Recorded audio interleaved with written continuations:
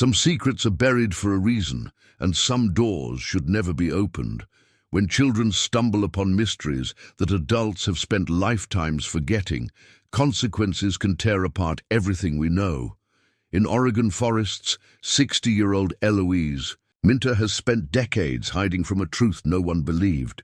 As a 9-year-old, she and her beloved corgi buddy found a strange metal door in the woods, covered in moss, sealed with symbols, humming with energy. What they unleashed left permanent scars on land and mind. Electrical storms, missing time, haunting visions. Now, a viral video shows 2 children opening that same door. But will anyone truly listen to Eloise's warnings before the ancient forest begins unraveling everyone and everything it touches? Before we jump back in, tell us where you're tuning in from. And if this story touches you, make sure you're subscribed, because tomorrow I've saved something extra special for you. The morning light filtered through Douglas fir branches, casting long shadows across Eloise Minter's cabin porch, where she sat with her second cup of coffee. At 60, her silver hair caught the early sun like spun metal, and her weathered hands wrapped around the ceramic mug with the practiced comfort of someone who had performed this ritual thousands of times.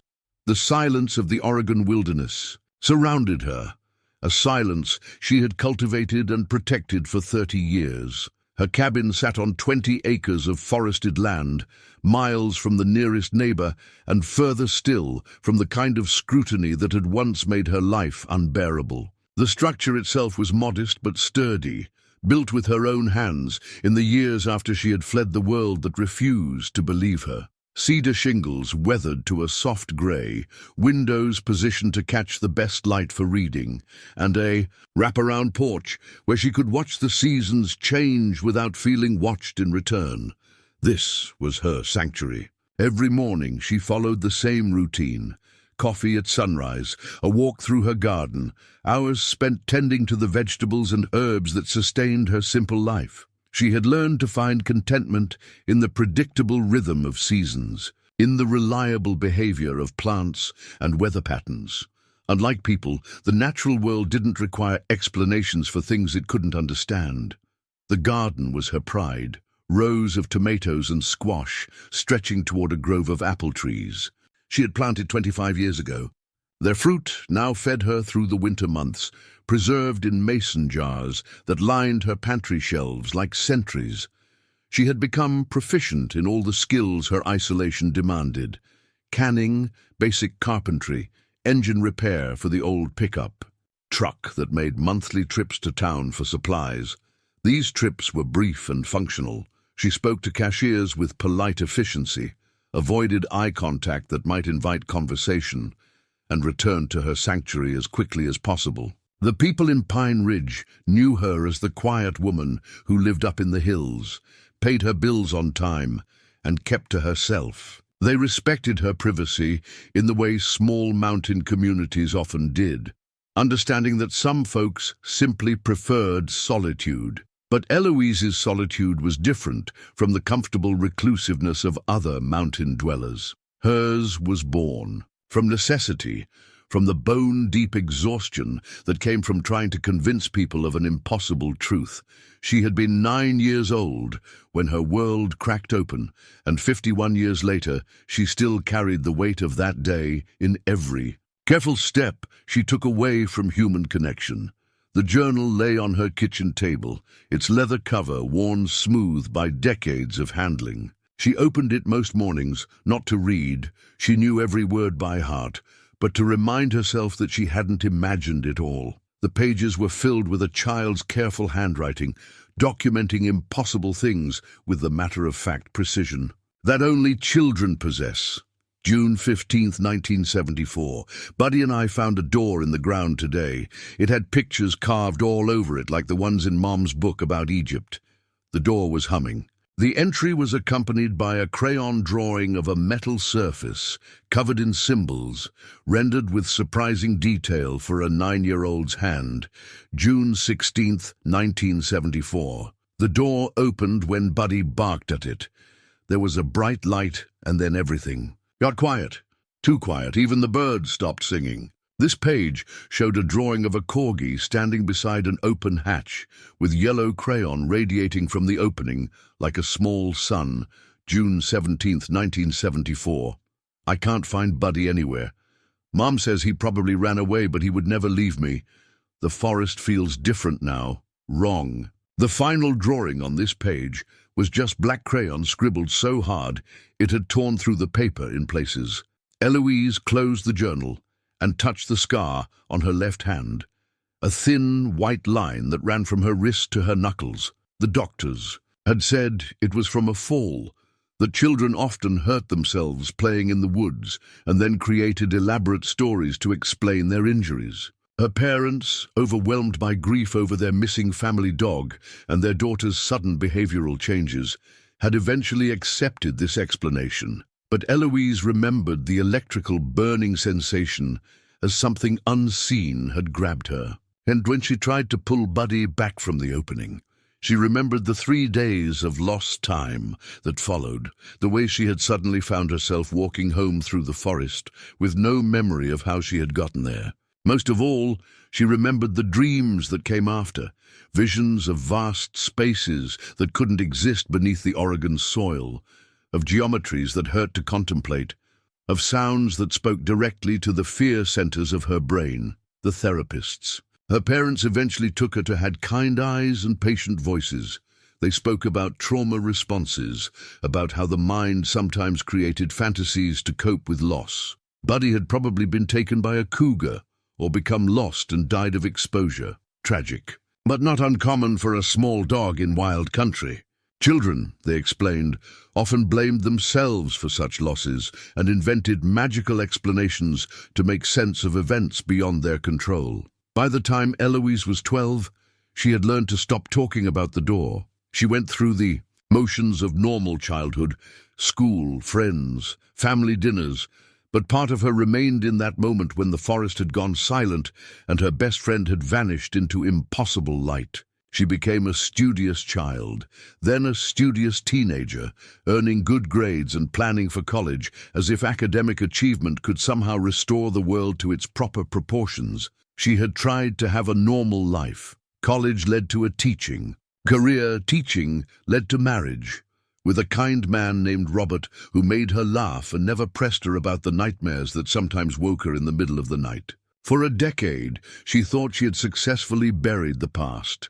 She taught 3rd grade, tended a small suburban garden, and almost convinced herself that the door had been a childhood fantasy after all. Then, in 1995, a student named Timothy brought his new puppy to school for show and tell. The puppy was a corgi, the same rust and white coloring as Buddy, with the same intelligent brown eyes and stubby legs. When the puppy barked, a sharp, excited sound, Eloise had collapsed in front of her entire class. The principal found her, 20 minutes later, huddled under her desk and talking to someone who wasn't there. The breakdown, as everyone called it, lasted 6 months. Robert stood by her as long as he could, but eventually, the weight of her trauma and his inability to understand it broke their marriage apart. She took early retirement on medical leave and used her divorce settlement to buy land as far from people as she could manage. Here, in the silence of the forest, she had finally found peace. The nightmares came less frequently. The sense of something, watching from just beyond the edge of vision, faded to a manageable whisper. She learned to trust the patterns of her solitary life, to find meaning in the simple act of growing things and watching them flourish under her care. The forest around. Her cabin was different from the woods of her childhood. This was second-growth timber, logging roads grown over with blackberry vines, streams that ran clear and predictable in their seasonal rhythms. She had chosen this place specifically because it felt new, unburdened by whatever ancient weight had pressed down on those deeper woods near her childhood home. But some mornings, when the mist rose from the valleys and the light fell in a particular way through the trees, she could feel it, that sense of presence, of spaces that extended far beyond what the eye could see. On those mornings, she held her coffee cup a little tighter and reminded herself that she was safe here. She had built something good in this place, something that belonged entirely to her and the simple, understandable world she could control. The journal remained on her table as both comfort and warning. The child who had written those careful observations had been telling the truth, even if no one believed her. The woman who read them now carried that truth like a stone in her chest, heavy, but hers to bear. She had found her peace in accepting that some burdens could not be shared, only endured. As she finished her coffee and prepared for another day in her garden, Eloise had no way of knowing that hundreds of miles away, a smartphone was recording. Two children and their dog approaching a moss-covered metal hatch in the deeper woods. She had no warning that her carefully constructed solitude was about to shatter like glass, that the truth she had carried alone for 5 decades was about to demand witnesses whether she wanted them or not. It was the grocery store checkout line that changed everything. Eloise had driven to Pine Ridge for her monthly supply run, filling her cart with the usual staples: flour, canned goods, coffee, batteries for her radio. She preferred the older checkout lanes where human cashiers still worked, avoiding the self-service machines that beeped and flashed with mechanical impatience. The teenage cashier was showing something on her phone to the bag boy, both of them laughing at whatever video had captured their attention. Eloise normally tuned out such displays, focusing instead on organizing her purchases and calculating her total. But a few words drifted over the scanner beeps and caught her ear like fishhooks. Crazy what kids find in the woods these days. Look at this door thing. Eloise's head snapped up. Excuse me? The cashier looked surprised, probably because Eloise had never initiated conversation before. Oh, just this viral video. These kids found some weird hatch in the forest. Already got like 2 million views. She held up her phone. Want to see? It's pretty wild. The screen was small, the image shaky from handheld recording, but Eloise recognized the location immediately. The distinctive cluster of old-growth cedar, the particular way the afternoon light fell through the canopy, the moss-covered granite outcropping. It was the exact spot where she had played as a child, where she and Buddy had made their terrible discovery 51 years ago. 2 children appeared on the screen, a girl who couldn't be more than 8 and a boy perhaps 2 years older. Between them bounded a small dog, not a corgi, but a mixed breed with similar coloring. The girl was pointing excitedly at something partially hidden beneath decades of moss and fallen leaves. "Maya, come on, we should go back," the boy was saying. But his sister was already kneeling beside what looked like a natural depression in the earth.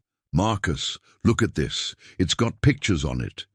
Her small hands brushed away moss and debris, revealing the unmistakable edge of metal beneath. The symbols were still there, angular, geometric patterns that seemed to shift and writhe even through the phone's poor resolution. Eloise watched in mounting horror as the children cleared more of the surface. The door was exactly as she remembered. It, a circular hatch perhaps 4 feet across, its metal surface covered in symbols that belonged to no human language she had ever encountered. Even through the phone's tiny speaker, she could hear the faint humming sound that meant the thing was active. "Marcus, help me open it," Maya called, and despite her brother's protests, began working her fingers around what must be the edge of the hatch.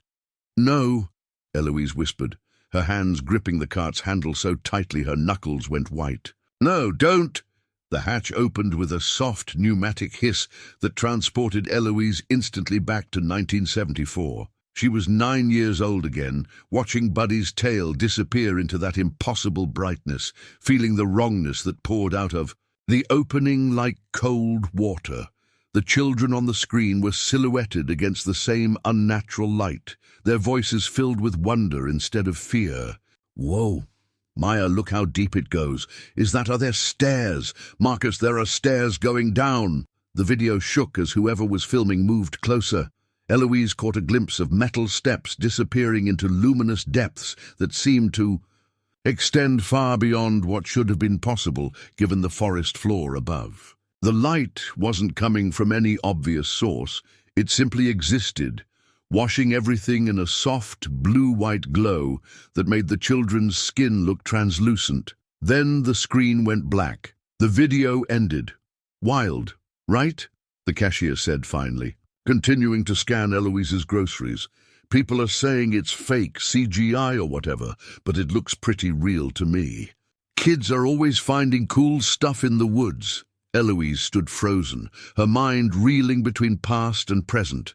The familiar weight of disbelief pressed down on her, the same dismissive tone, the same casual assumption that strange things were either fake or simply cool. She wanted to grab the girl's shoulders and shake her, to demand she understand that those children were in terrible danger, but she knew how that conversation would go. She had lived it before. "Ma'am, your total is $47.68. Eloise fumbled for her wallet, her hands shaking. She needed to get home, needed to think. The video could be fake. Special effects were sophisticated these days, and the internet was full of elaborate hoaxes designed to fool people. But the location was exact, down to details no one should have known. And the light coming from that opening was precisely the shade of blue-white that had haunted her dreams for 5 decades. The drive home passed in a blur of memory and mounting panic. She kept seeing Buddy's small form disappearing into that luminous throat, kept hearing the sudden silence that had fallen over the forest afterward. The birds had stopped singing, the wind had died. Even the insects had gone quiet, as if the entire ecosystem had held its breath in the presence of something that didn't belong. Back in her cabin, Eloise immediately went online. Something she rarely did beyond checking weather forecasts and ordering supplies. The video was everywhere, shared across social media platforms with thousands of comments ranging from amazement to skepticism. Most people seemed to think it was clever filmmaking, but a few commenters were asking the same questions that plagued Eloise. What was that place? Where exactly was this filmed? Had anyone tried to find the location? She dug deeper, following links and searching for any additional information about the video's origin. Eventually, she found a local news story. From 3 days ago, 2 children from Forest Grove, Oregon, had gone missing during a family camping trip in the Cioslaw National Forest. Maya Williams, age 8, and her brother Marcus Williams, age 10, had vanished from their campsite sometime during the night. Search and rescue teams had been deployed, but the forest was vast and the children could be anywhere. The news story included recent photos of the missing children. They were the same faces from the video, Maya with her bright smile and determined eyes, Marcus looking protective, even in the school portrait. According to the article, they had been found the next morning, confused and disoriented, claiming they had been exploring underground.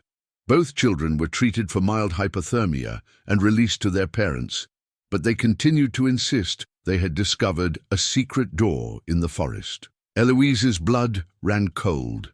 The pattern was exact.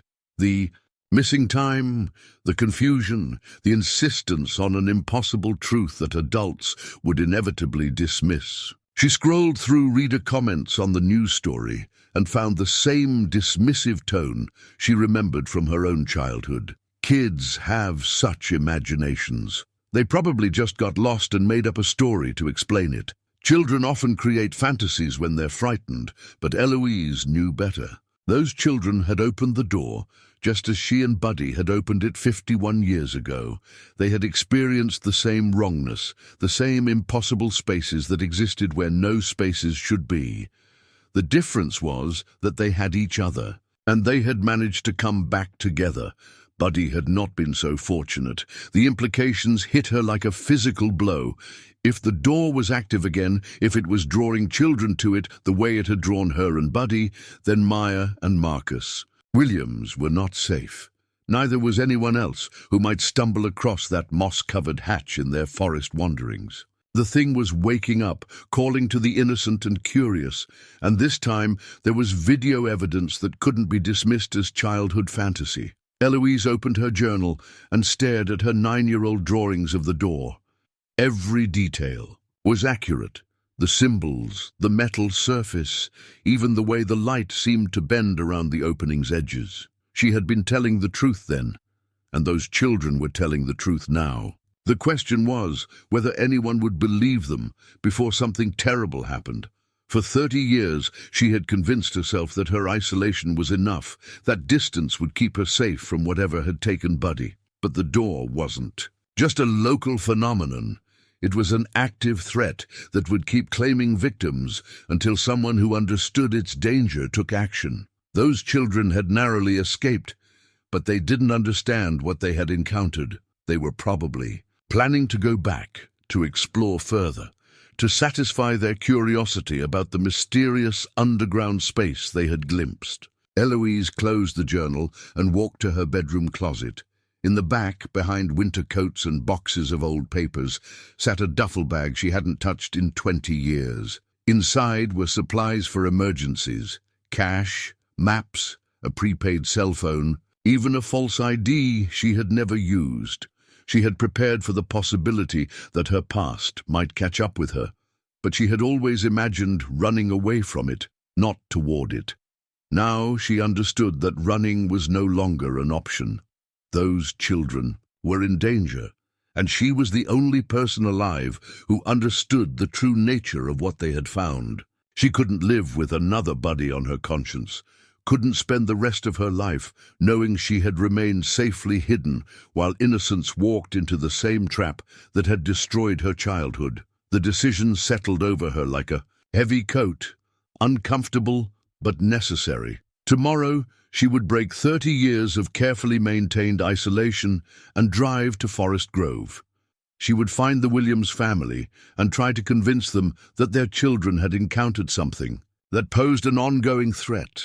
She would probably be dismissed as a crazy old woman, but she had to try because somewhere in the deep woods, a metal door covered in impossible symbols was humming with patient hunger, and 2 children who had already escaped its grasp once might not be so fortunate the second time.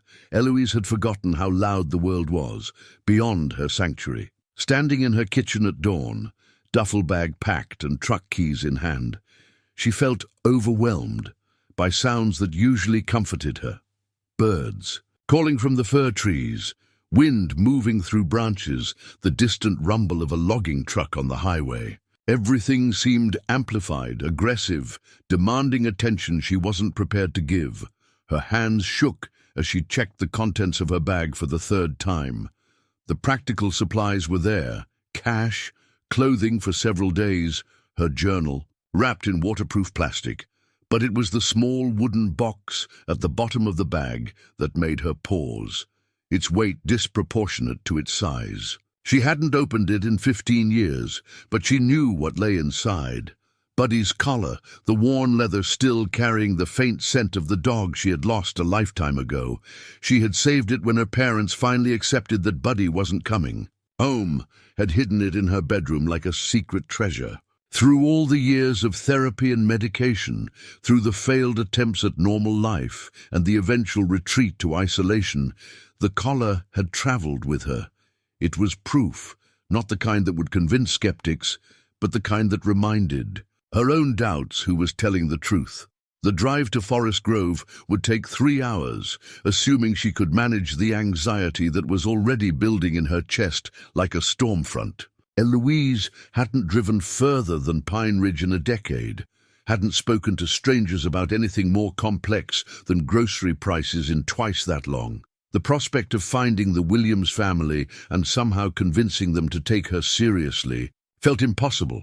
Her laptop sat open on the kitchen table, displaying everything she had learned about Maya and Marcus Williams through hours of careful internet research. Their father, David Williams, was a software engineer who worked remotely from their Forest Grove home. Their mother, Janet Williams, taught elementary school at the local public school. By all accounts, they were a normal middle-class family who enjoyed camping and hiking in the nearby forests. The children's school photos showed bright, curious faces. Maya with her mother's dark eyes and ready smile. Marcus more serious, but with the same intelligent gaze. They looked like children who asked questions and expected answers, who would push boundaries and explore hidden places without considering potential dangers. In other words, they looked exactly like the kind of children who would find a mysterious door and insist on investigating it thoroughly. The family's social media presence revealed recent camping photos from the Siuslaw National Forest, including several shots taken near the area where Eloise knew the door was hidden. Maya and Marcus were shown hiking with their parents, roasting marshmallows around a campfire and exploring the network of old logging roads that crisscrossed the forest.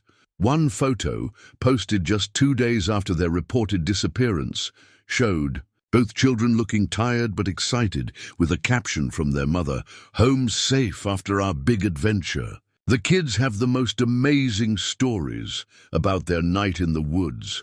Eloise studied their faces in that photo, looking for signs of the change she remembered from her own post-door experience. Maya looked bright-eyed, but slightly unsettled, as if she were listening to something just beyond normal hearing.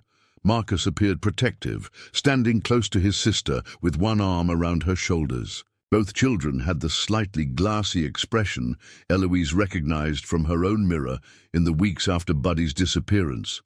The look of someone processing experiences that didn't fit into the normal categories of childhood memory. She closed the laptop and walked to the window that faced the forest behind her cabin. The morning light was strange today, filtered through clouds that moved too quickly across the sky.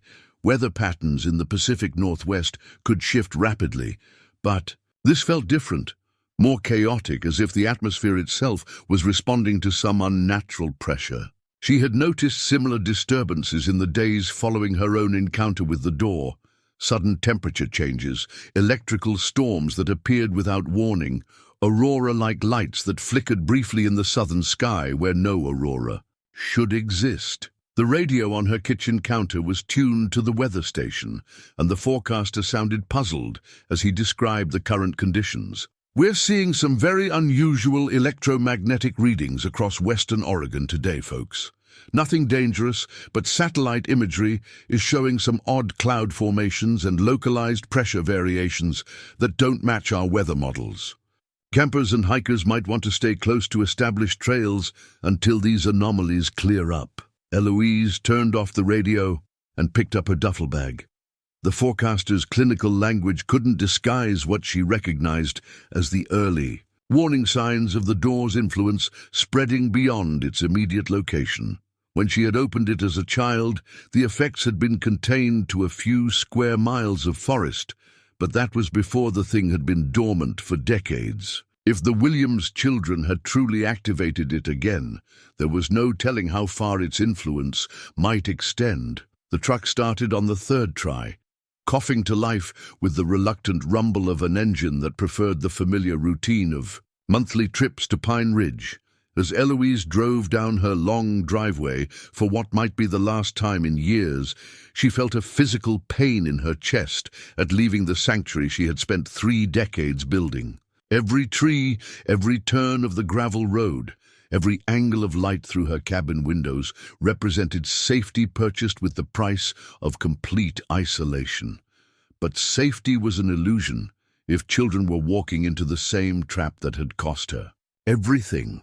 She had learned to live with the guilt of Buddy's loss because there had been nothing she could do to prevent it. She had been a child herself, ignorant of the forces she was dealing with. Now she was an adult with knowledge, and knowledge carried responsibility whether she wanted it or not. The highway stretched ahead of her like a challenge. Other vehicles shared the road.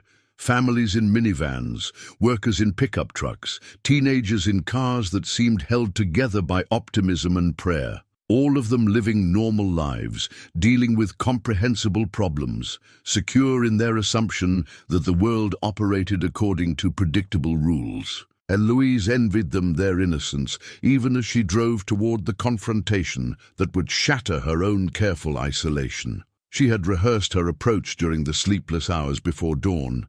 She would find the Williams family's address, knock on their door, and calmly explain that she had information about their children's experience in the forest. She would show them her journal, tell them her story, and hope that parental concern would overcome natural skepticism. It was a fragile plan, built on the assumption that love for their children would make the Williams parents willing to consider impossible possibilities. The wooden box shifted in her duffel bag as she took a curve too quickly, and she could almost hear the soft clink of Buddy's collar tags moving against the leather. The sound was a reminder of everything she had lost, and everything she might lose again by leaving her safe isolation. But it was also a promise to the memory of her childhood companion, to the two children who had narrowly escaped the doors. Grasp, and to whatever part of her 9-year-old self still believed that telling the truth mattered even when no one wanted to hear it. The sky ahead was darkening despite the early hour, clouds moving in patterns that defied meteorological logic. Somewhere in Forest Grove, Maya and Marcus Williams were probably eating breakfast and planning their day, unaware that their brief encounter with the impossible had set forces in motion that could unravel more than just their own lives. Eloise pressed harder on the accelerator and drove toward a confrontation 51 years in the making. The Williams family lived in a neighborhood that spoke of comfortable middle-class stability, well-maintained houses with carefully tended gardens, children's bicycles in driveways, and the kind of quiet that suggested people worked steady jobs and paid their mortgages on time. Eloise sat in her truck outside their house for 20 minutes, gathering courage and watching for signs of life beyond the large picture window that faced the street. At 10:47 a.m., the front door opened and Maya Williams burst out onto the porch, followed more slowly by her brother Marcus. Both children looked tired, dark circles under their eyes, the slightly sluggish movements of people who hadn't slept well. But they were arguing about something with the intense focus that only siblings could maintain. "I'm telling you, Marcus." "It was the same sound," Maya was saying, her voice carrying clearly in the still air, "just like the humming from the door, but quieter. It was coming from under my bedroom floor." "Dreams don't make sounds, Maya. Mom explained this already." "It wasn't a dream, and you heard it too. You were awake in your room. I saw your light on at 3 in the morning. Marcus glanced around nervously before lowering his voice. "Even if we both heard something, that doesn't mean it was real. Sometimes when people have the same weird experience, their brains can what? Make up the same made-up sounds." Maya's frustration was evident even to Eloise, watching from 50 yards away. "We need to go back to the forest. We need to see if the door is still there." "No." Marcus's voice carried the authority of an older sibling making a final decision. "Mom and Dad are still freaked out about us getting lost. If we even ask about going camping again, they'll probably make us wear GPS trackers for the rest of our lives." This was the opening Eloise had been hoping for. She climbed out of her truck and walked across the street with more confidence than she felt, her journal tucked under her arm and her prepared explanation ready. The children noticed her approach. Strangers were uncommon in this neighborhood, especially strangers who looked like they had news to deliver. "Excuse me," Eloise called out when she was close enough to speak without shouting. "Are you Maya and Marcus Williams?" Both children tensed, and Marcus instinctively moved closer to his sister. "Who's asking?" "My name is Eloise Minter. I saw the video you posted online, the one with the door in the forest. I think we need to talk." Before either child could respond, the front door of the house opened again, and a woman in her 30s appeared on the porch. She had the same dark hair as Maya and the alert, protective expression of a mother who had just heard her children talking to a stranger. "Can I help you?" Janet Williams asked, her tone polite but guarded. Eloise had rehearsed this moment, but facing the actual family made her prepared words feel inadequate. "Mrs. Williams, I know this will sound strange, but I have information about what your children experienced in the forest, about the door they found." The change in Janet Williams's expression was immediate and defensive. "I'm sorry, but we've already spoken to the reporters who've called. The children got lost during our camping trip and they found a metal hatch covered in symbols. Eloise interrupted gently. The hatch was humming. When they opened it, there was a bright light, and what appeared to be stairs leading down into an underground space that seemed much larger than should have been possible. The silence that followed was profound. Maya and Marcus exchanged glances, and their mother's protective stance wavered slightly. "How could you possibly know those details?" Janet asked. "Because I found the same door 51 years ago when I was 9 years old, and I think your children are in danger." The conversation that followed took place in the Williams family's living room, with David Williams joining them via video call from his home office. Eloise laid her journal on the coffee table and told her story simply and directly, without embellishment or attempts to convince. She described her childhood encounter with the door, Buddy's disappearance, the effects that had followed, electrical disturbances, missing time, the profound sense that something was watching from just beyond perception. Maya and Marcus listened, with growing excitement, occasionally interrupting to point out similarities between Eloise's experience and their own. Their parents remained skeptical but increasingly troubled, especially when Eloise described details about the door's location and appearance that perfectly matched their children's accounts. "You're saying this door is some kind of supernatural phenomenon?" David Williams asked through the laptop screen. "I'm saying it's something that doesn't follow normal rules," Eloise replied. "Something that affects the local environment in measurable ways and poses a genuine threat to anyone who encounters it." As if summoned by her words, there was a knock at the front door. Janet Williams looked surprised. They weren't expecting anyone, and visitors were rare on weekday mornings. She opened the door to reveal a woman in her 40s wearing hiking boots and a field jacket covered in monitoring equipment. "Dr. Sarah Chen, Oregon State University," the woman introduced herself, showing an official-looking badge. "I'm a forest systems researcher, and I'm hoping you can help me with some unusual readings we've been getting from electromagnetic sensors in the Cioslor National Forest." The coincidence felt too perfect to be random, but Dr. Chen's credentials were legitimate and her equipment looked sophisticated. She had been monitoring electromagnetic anomalies in the forest for her research on how underground geological features affected local ecosystems. Over the past week, her sensors had detected patterns that didn't match any known natural phenomena.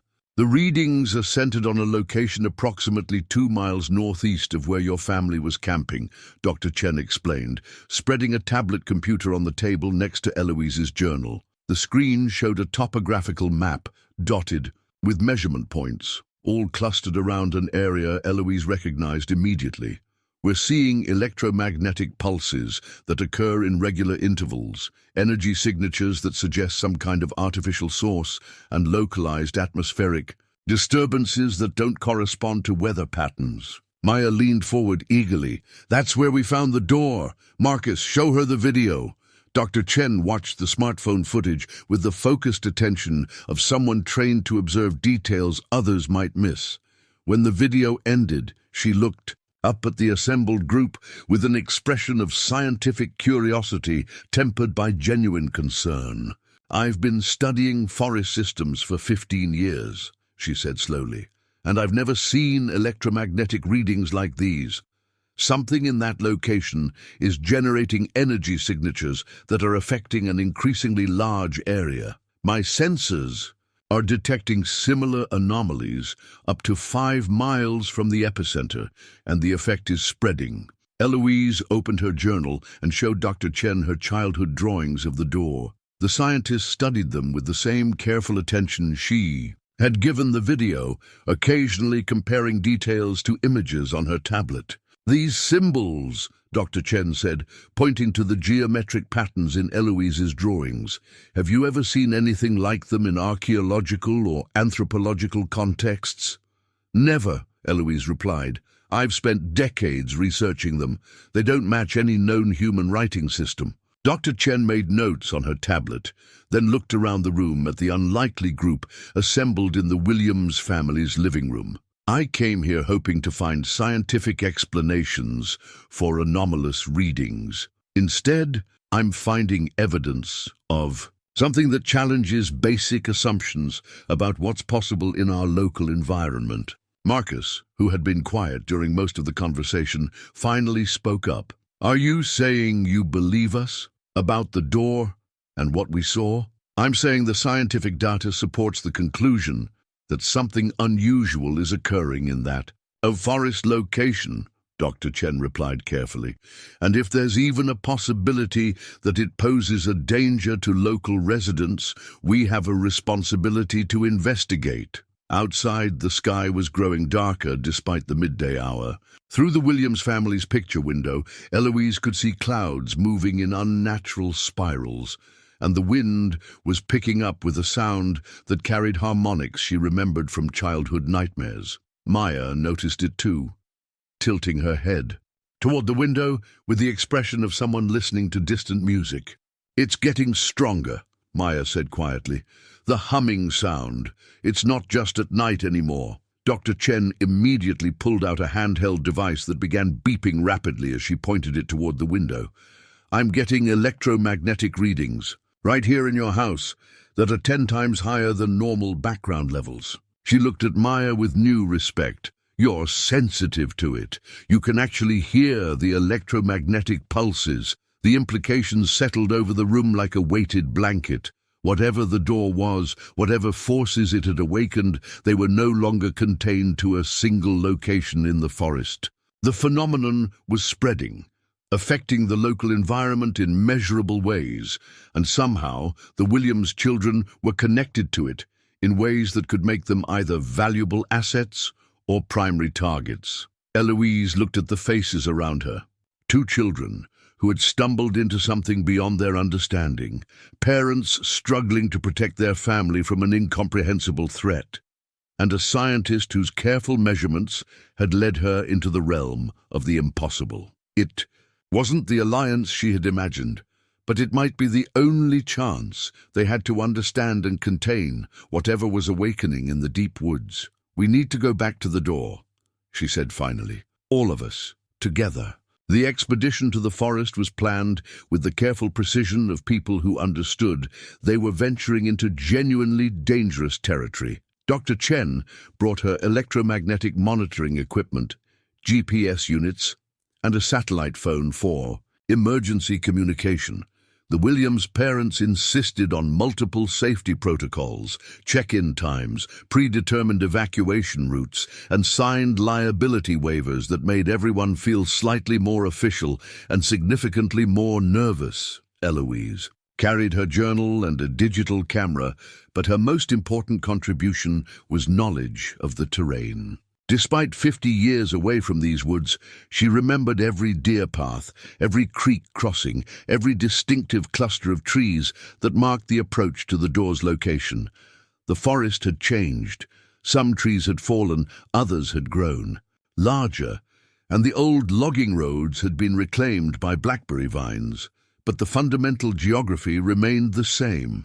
Maya walked beside Eloise with the focused attention of someone following an internal compass.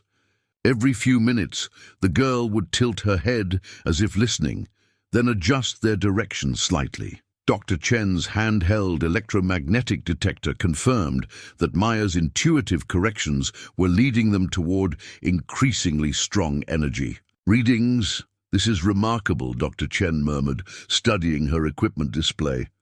The electromagnetic signatures are creating a clear gradient. We're essentially following a signal path that grows stronger as we approach the source. Marcus stayed close to his parents, casting protective glances at his sister whenever she paused to listen to something only she could hear. The family dynamic had shifted over the past week. Marcus was assuming more responsibility for Maya's safety, while their parents struggled to balance normal parental authority with the growing recognition that their children possessed knowledge. They didn't. 2 miles into the forest, they encountered the first of the warning stones. It appeared to be a natural granite boulder, roughly 4 feet tall and covered in moss. But when Dr. Chen's electromagnetic detector began beeping frantically, In its vicinity, Eloise took a closer look. Using a fallen branch, she carefully scraped away decades of moss growth to reveal symbols carved deep into the stone's surface. The symbols were not the same as those on the door. These were more recognizable, showing clear influence from Pacific Northwest indigenous carving traditions. But interwoven among the familiar patterns were geometric shapes that matched the ones in Eloise's journal, angular forms that seemed to shift and writhe when viewed directly. "This is a boundary marker," David Williams said, studying the carvings with the eye of someone who appreciated historical craftsmanship. "Look at the weathering patterns. These symbols are much older than anything else we've seen in this area." Dr. Chen was taking photographs and measurements while her equipment continued its urgent beeping.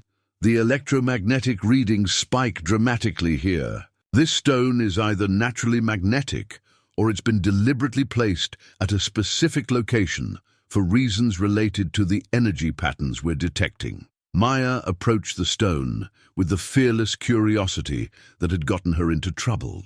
In the first place, as she placed her palm against the carved symbols, the electromagnetic detector's beeping shifted to a higher pitch, and the forest around them seemed to hold its breath. "It's warning people to stay away," Maya said with quiet certainty. "The people who made these carvings, they knew about the door. They put up signs to keep their families safe." Over the next hour, they found 6 more warning stones arranged in a rough perimeter around the door's location. Each stone carried similar hybrid carvings, traditional indigenous symbols combined with the geometric patterns that belonged to no known human culture.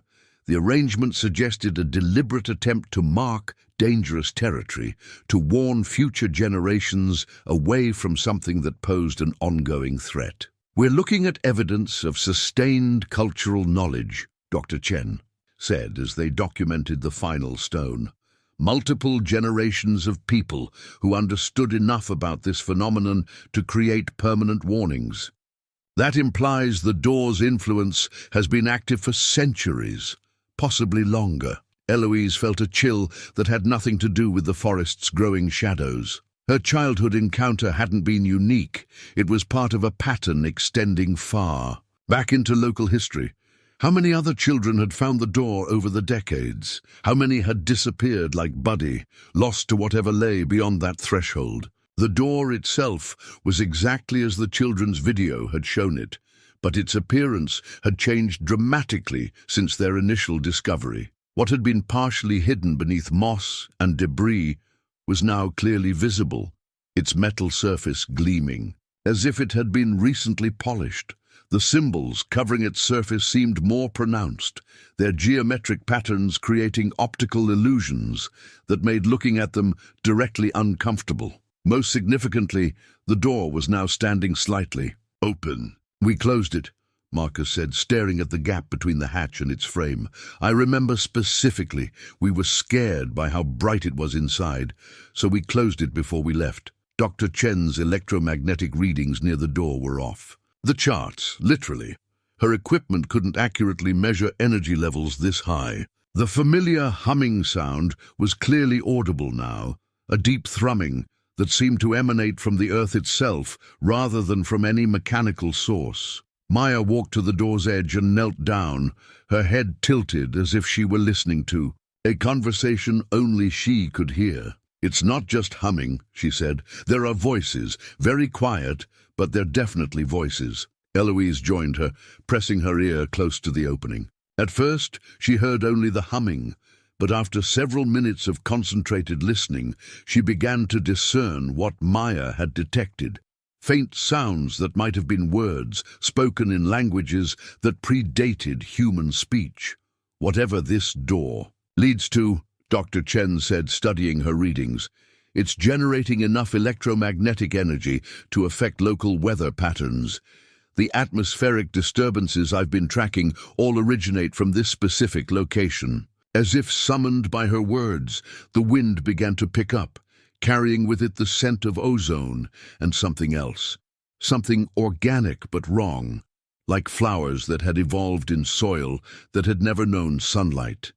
The light, filtering through the Forest canopy took on the same blue-white quality that had illuminated the children in their viral video. Maya stood up abruptly, her face pale. "We need to leave.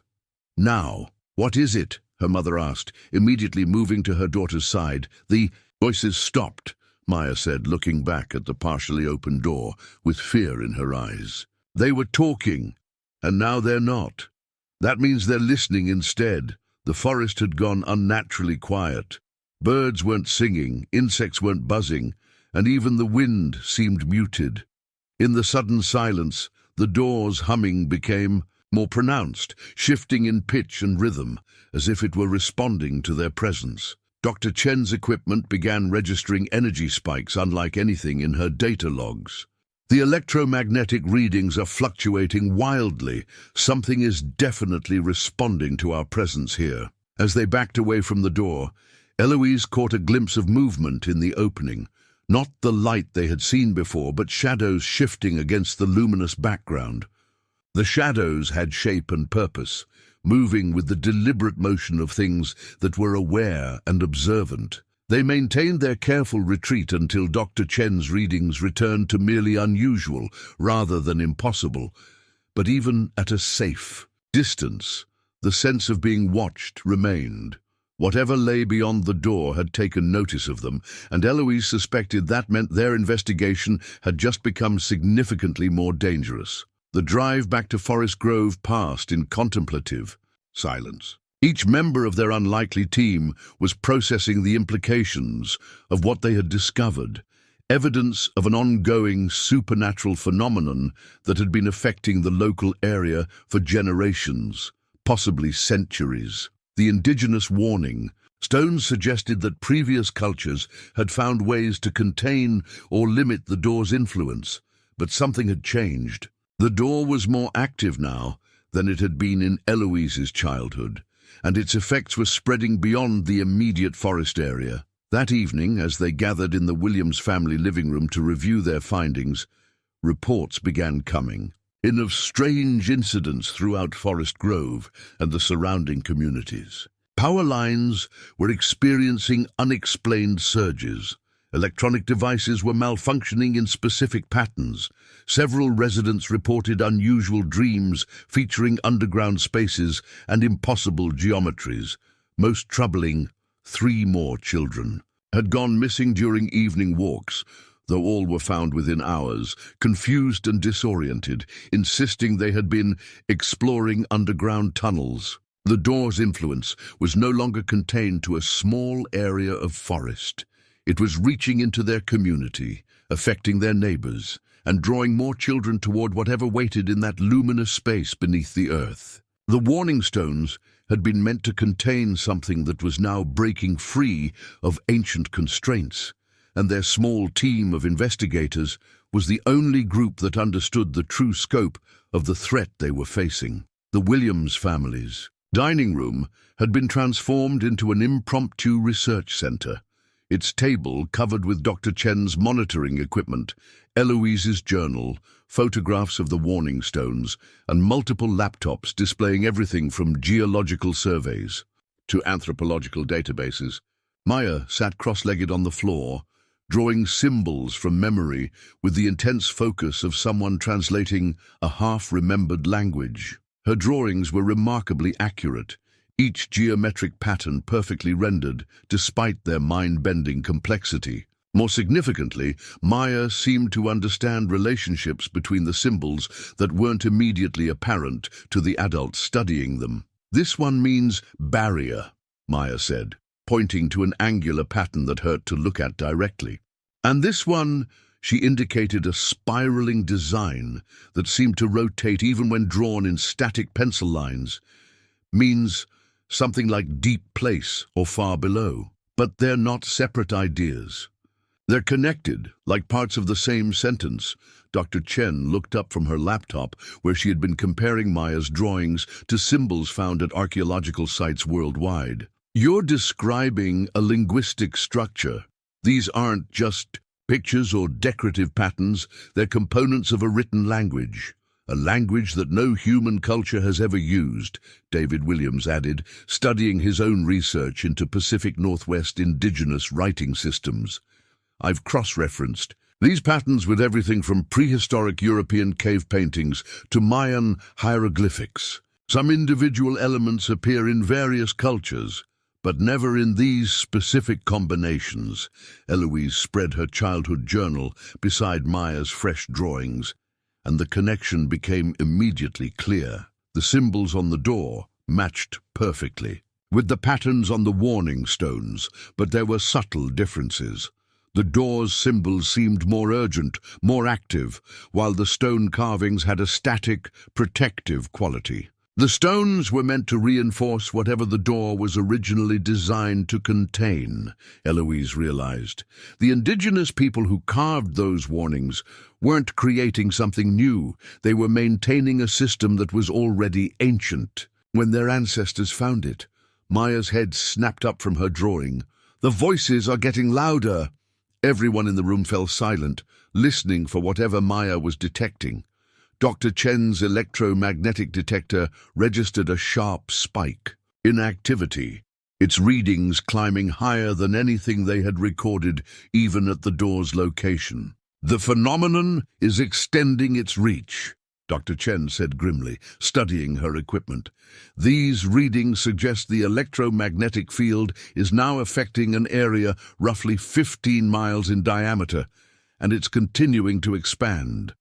As if to confirm her assessment, the lights in the house flickered, and every electronic device in the room, phones, laptops, monitoring equipment, began displaying the same geometric symbols that Maya had been drawing. The patterns appeared and disappeared across screens in rhythmic pulses, creating a visual drumbeat that matched the electromagnetic readings.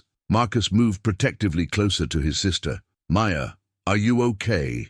You look—" He didn't finish the sentence, but Eloise could see what he was referring to.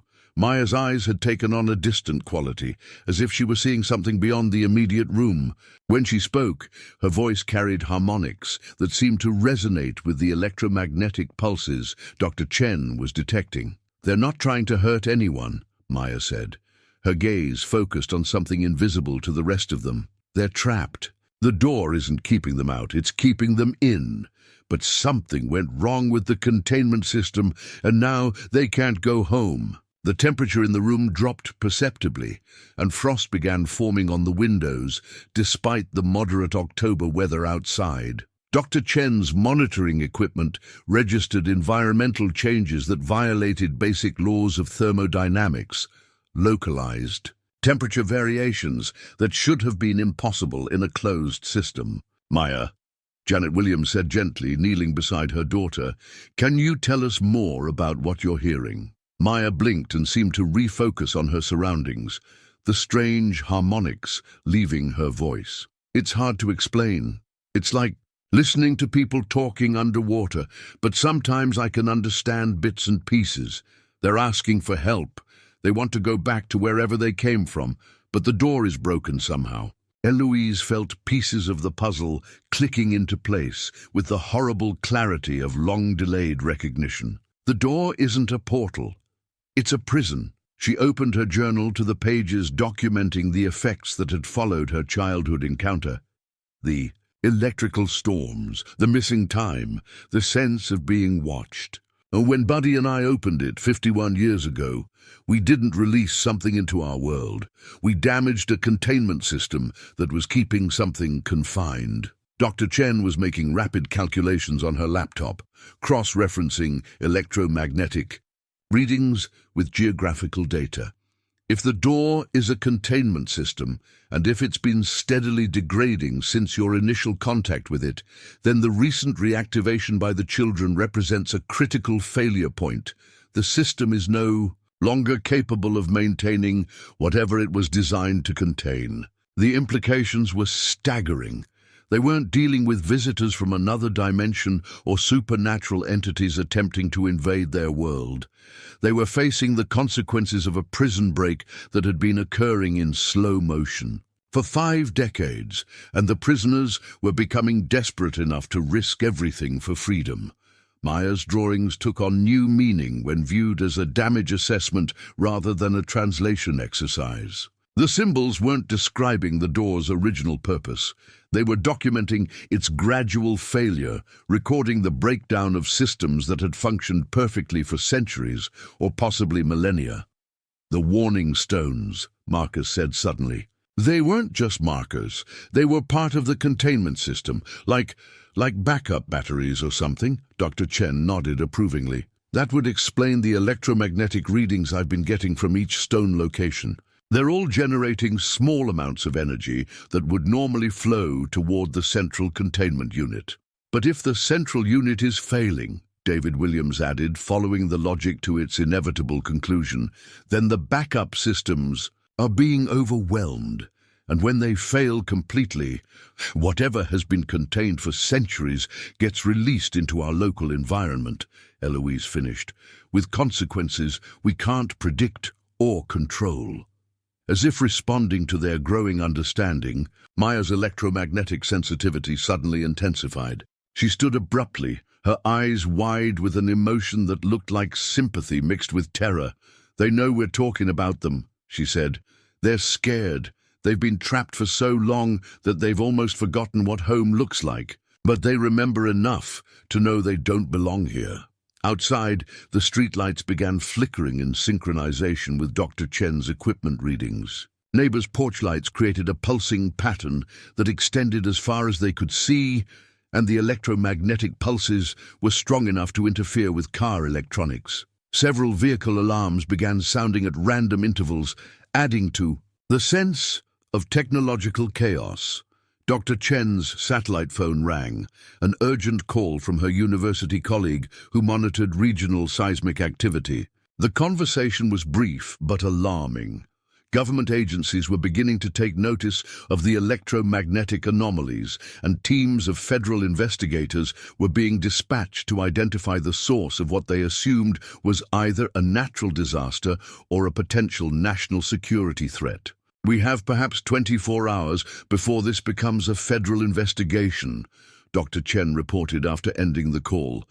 "Once government agencies take control of the site, our ability to study or influence the phenomenon will be extremely limited." Maya was still standing in the center of the room, her head tilted as if listening to voices only she could hear. When she looked up at the assembled adults, her expression carried a weight of knowledge that seemed impossible for an 8-year-old to bear. "They're running out of time, too," she said quietly. "The containment system isn't just failing, it's collapsing. And when it finally breaks completely, everything they've been holding back is going to come through at once." The countdown had begun. Government intervention was inevitable. The containment system was approaching critical failure, and their small team of unlikely investigators was the only group that understood both the true nature of the threat and the urgent need to find a solution. They had perhaps one day to decode centuries of indigenous knowledge, repair a technology that predated human civilization, and prevent a supernatural catastrophe that could affect thousands of innocent people. Eloise looked around the room at the faces of people who had become her allies, in circumstances she could never have imagined. Maya and Marcus, two children whose curiosity had awakened forces beyond their comprehension, but who possessed knowledge that might be crucial to resolving the crisis. Dr. Chen, a scientist whose careful measurements had led her into realms where science and the supernatural intersected in ways that challenged fundamental assumptions about reality. David and Janet Williams, parents who were facing the impossible task of protecting their children from threats that existed outside all normal categories of danger. Together, they represented humanity's only hope of containing forces that had been safely imprisoned for generations. The weight of that responsibility settled over Eloise like a familiar burden, heavier than the guilt she had carried about Buddy's disappearance, more complex than the trauma that had shaped her adult life, but somehow more manageable, because it was shared. They had work to do, and time was running out. The black SUVs arrived at dawn, their tinted windows reflecting the early morning light like dead eyes. Eloise watched from the Williams family's upstairs window as men in dark suits established a perimeter around the house with the practiced efficiency of people who had done this before. Dr. Chen's satellite phone had been dead since 3 a.m. Her monitoring equipment registering electromagnetic readings that exceeded the upper limits of her measurement devices. "They're not local law enforcement," David Williams said grimly, standing beside Eloise at the window. "Federal agents, FBI, maybe Department of Homeland Security."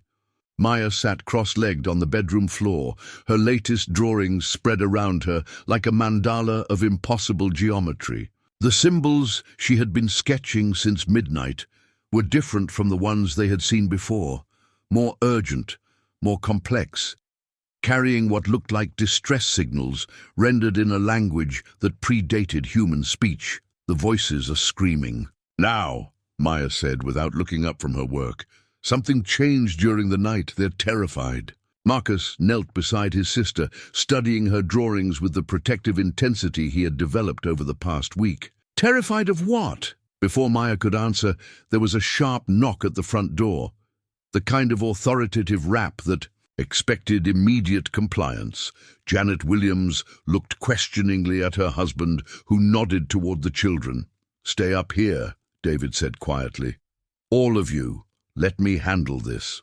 But when they heard voices from the living room below, it became clear that this wasn't a standard government investigation. The lead agent, a woman with silver hair and a voice that carried unmistakable authority, knew details about the situation that should have been classified. "Mr. Williams, we're here about the electromagnetic anomalies centered on your property. We understand your children had a recent encounter with a metallic structure in the Siuslaw National Forest, a structure that matches descriptions from previous incidents dating back several decades." Eloise felt ice form in her stomach.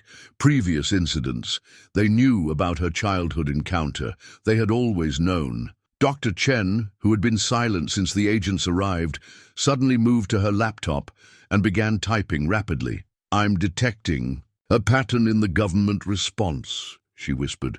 "This isn't their first investigation of electromagnetic anomalies in Pacific Northwest forests. Agent Sarah Novak," she had introduced herself with the kind of false friendliness that government officials used when they wanted something, was explaining to David Williams that his family was being temporarily relocated for their own safety. Standard procedure for situations involving potential environmental hazards.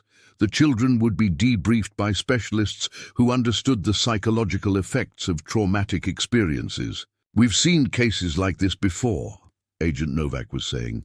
"Children who encounter unusual phenomena in remote areas often develop shared delusions as a coping mechanism.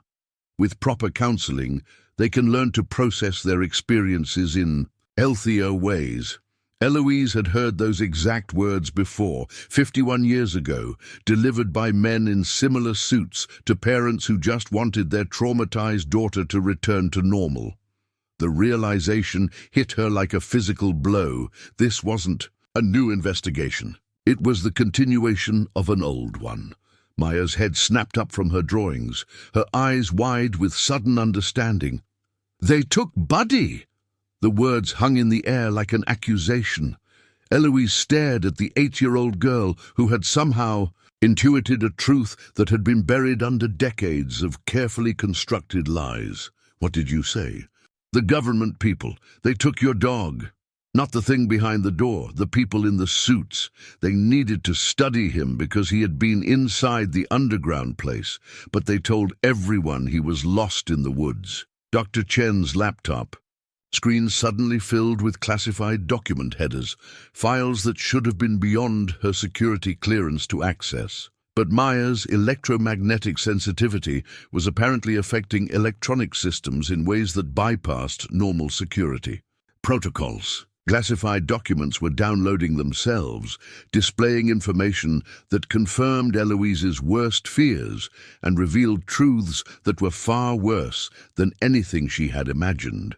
The files documented a program called Project Threshold, established in 1952 to monitor and contain electromagnetic anomalies associated with what the documents referred to as trans-dimensional containment failures. Eloise's childhood incident was case file TH 1974-06, complete with photographs of the door, detailed descriptions of the electromagnetic effects, and clinical notes about the psychological evaluation of subject E and her family. But her case was not unique.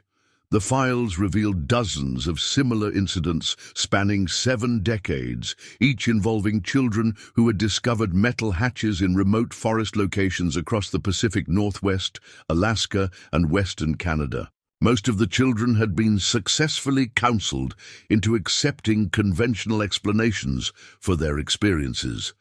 Their families had been relocated and compensated for their cooperation. The few children who continued to insist on the truth of their experiences had simply disappeared from the record. There are 47 active sites, Dr. Chen read from the classified document still downloading to her laptop. 47 doors like the one Maya and Marcus found. And according to these electromagnetic readings, all of them have been showing increased activity over the past month. Maya's latest drawing showed a map-like arrangement of geometric symbols, each cluster connected to the others by flowing lines that suggested some kind of network or communication system. Looking at her drawing alongside the government files, the pattern became terrifyingly clear. The doors weren't independent phenomena. They were components of a single vast system, and the failure at one location was triggering responses at all the others. Agent Novak's voice drifted up from the living room, explaining to David Williams that his family would be relocated to a secure facility where the children could receive appropriate psychological care. The same facility, Eloise realized, where dozens of other families had been taken over the decades. The same facility where questions about missing children were answered with clinical terms and official regret. "We need to leave," Eloise said. "Urgently, right now. All of us." But even as she spoke, she could see more SUVs arriving on the street below. The house was surrounded, and Agent Novak was no longer making requests. She was issuing orders with the authority of someone who had done this many times before. Maya stood up abruptly, her drawings scattering around her feet. "They're coming." "Through? Who's coming through?" Marcus asked. "All of them. Everything that's been trapped for so long. The doors are opening on their own now, and they can't close them again." Maya's voice carried the same harmonic distortions they had heard before, as if she were channeling electromagnetic frequencies directly into human speech. "The government people broke too many of the containment systems. They tried to study them, and they damaged them, and now they're all failing at the same time." Dr. Chen's monitoring equipment was registering readings that should have been impossible. Electromagnetic pulses strong enough to affect the Earth's magnetic field, energy signatures that suggested massive spatial distortions occurring at multiple locations simultaneously. The classified files continued downloading, revealing the true scope of Project Threshold's activities over the past 70 years.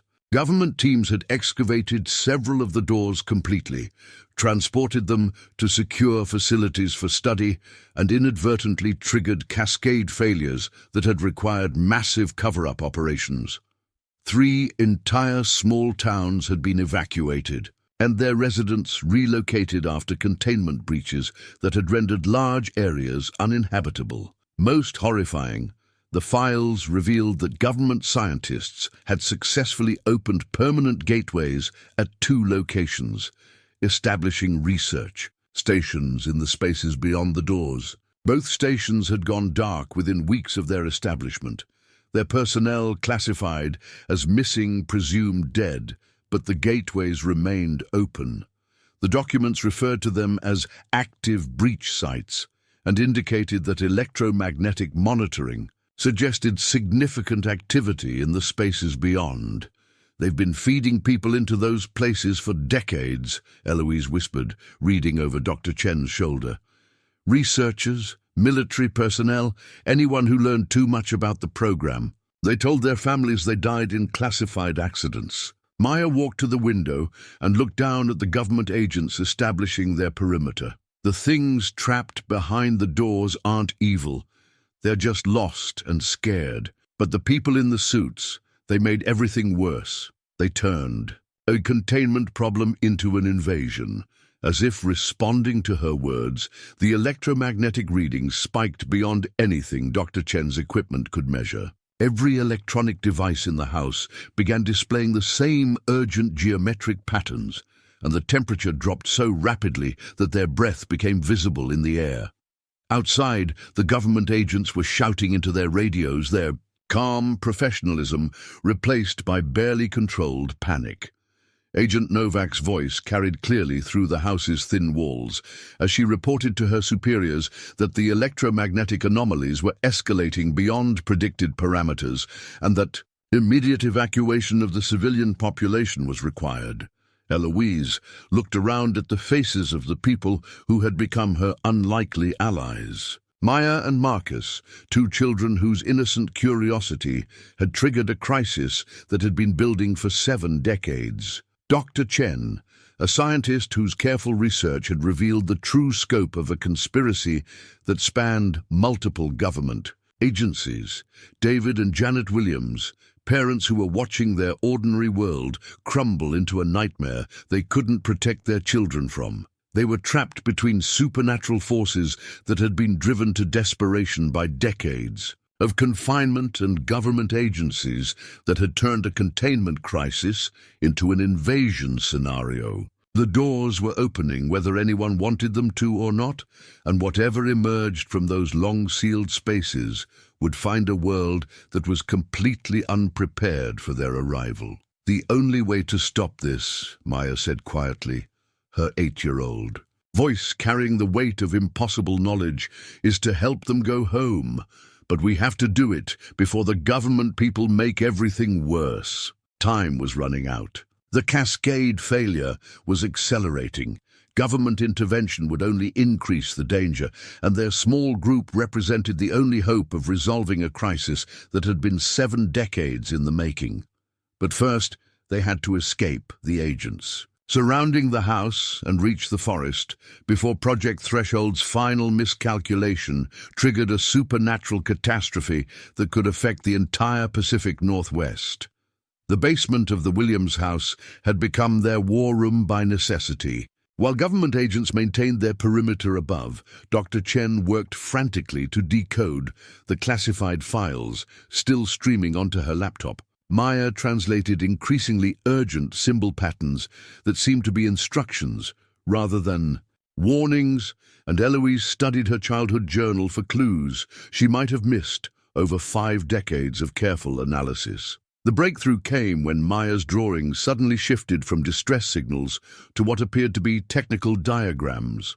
The symbols she sketched showed the internal structure of the containment system, not just the doors themselves, but the complete network of electromagnetic barriers, warning stones, and what the documents referred to as resonance nodes. It's like a circuit, Marcus said, studying his sister's latest work.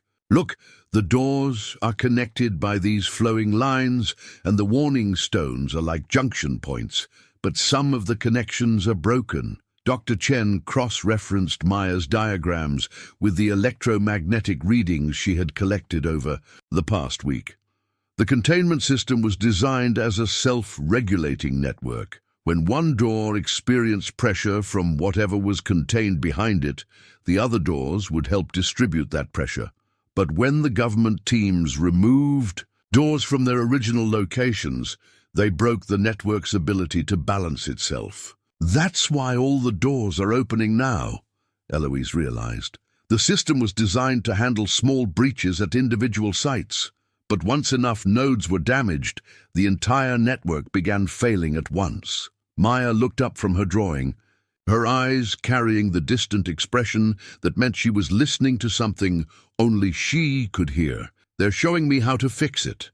But it's not really fixing. It's more like helping them go home so they don't need to be contained anymore. The Solution, as Maya translated it from the electromagnetic voices only she could perceive, was both elegant and terrifying. The containment system included what the ancient builders had called a resonance key, a crystalline device that could harmonize with the electromagnetic frequencies generated by whatever lay beyond the doors. Someone with previous exposure to the phenomenon could use the key to establish communication with the contained entities and negotiate their safe return to whatever dimension or reality they originated from. But the key has to be activated from inside the containment area, Maya said quietly. Someone has to go through the door and use it from the other side. The implications were clear. The resonance key was a one-way solution. Whoever used it would successfully resolve the containment crisis, but would be stranded in whatever space lay beyond the doors. It was designed as a final fail-safe, to be used only when the containment system's complete failure threatened catastrophic consequences. "I'll do it," Eloise said immediately. "This started with my encounter 51 years ago. It should end." "With me, no," Maya said with unexpected firmness. "You're not the only one with exposure. Marcus and I opened the door too." "We could—" "Absolutely not," both William's parents said simultaneously. And for a moment, normal parental authority asserted itself despite the supernatural circumstances surrounding them. Dr. Chen was studying readouts from her monitoring equipment, her expression increasingly grim. "The electromagnetic cascade is accelerating. According to these readings, we have perhaps 6 hours before the network failure reaches the point where even a successful resolution at one location won't prevent system-wide collapse." Above them, they could hear Agent Novak organizing what sounded like a full-scale military operation.